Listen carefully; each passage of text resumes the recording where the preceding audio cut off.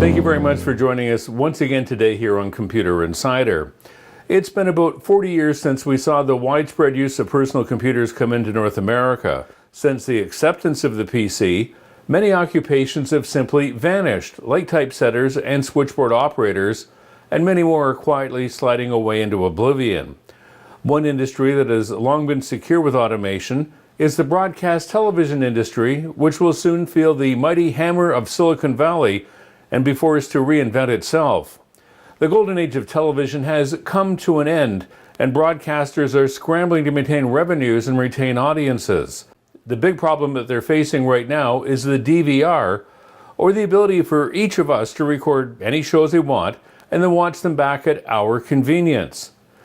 The problem for the networks is that with 12 minutes of commercials per hour, most DVR users simply fast forward through the breaks, meaning that advertisers aren't delivering their messages to the numbers of viewers that the networks are promising. The reason that this hasn't hit crisis levels yet is that the companies who actually count the numbers of people watching any one show are owned by the broadcasting companies themselves and aren't too likely to change the status quo and how measurements are taken simply to shoot themselves in the foot.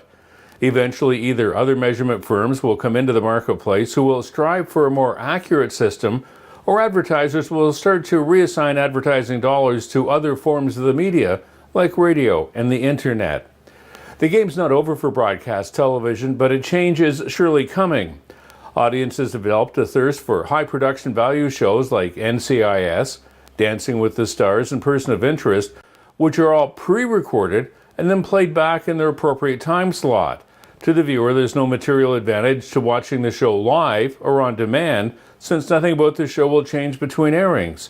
Not good news for advertisers, because the show might as well have a big banner on it that says, "Record me now and watch me later." Other program types do have a sense of suspense, like news and sports, where the outcome is always evolving as the broadcast moves forward. So look for the networks to put more resources into live events, where if the viewer wants to see the final outcome, they'll pretty much have to stay tuned right up to the final bell. Of course, this will open a new opportunity for the internet, where low-cost operators can jump into the game by offering specialty programs, like, let's say, a show dedicated to the offensive line of the New England Patriots, who will lock and hold fans who are really into this part of the game and leave the networks to deal with the general viewership and their DVRs.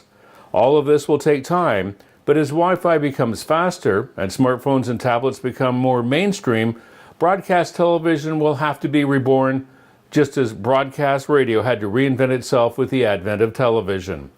Reporting for Computer Insider, I'm Bob Pritchard.